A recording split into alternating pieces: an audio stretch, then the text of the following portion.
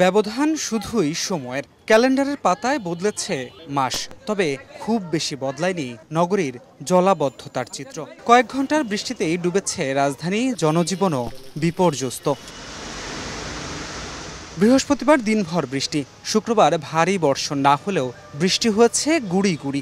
এতেই new market সহ বেশ কয়েকটি এলাকায় সৃষ্টি হয় জলাবদ্ধতা। এতে বিপাকে পড়েন নগরবাসী। মূল সড়ক ছাড়াও রাজধানীর নিচু এলাকাগুলোয়ও পোহাতে হচ্ছে জলজট ভোগান্তি। ড্রেনের পানি উপচে ঢুকেছে বসত ভিটায়।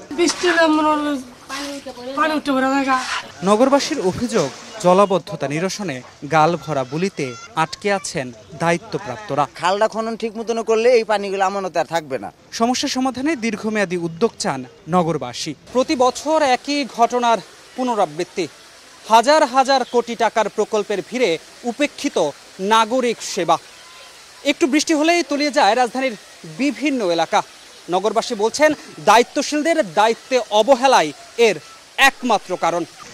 এদিকে বৃষ্টি কমানিয়েও নেই সুখবর। বঙ্গোপসাগরে গভীর নিম্নচাপের কারণে ঢাকাসহ দেশের বিভিন্ন জেলায় বৃষ্টিপাত অব্যাহত রয়েছে জানিয়ে আবহাওয়া অধিদপ্তর বলছে, দেশের কোনো কোনো জেলায় আরও একদিন বৃষ্টি হতে পারে। গত 24 ঘন্টায় ঢাকায় বৃষ্টিপাত রেকর্ড করা হয়েছে 196 মিলিমিটার।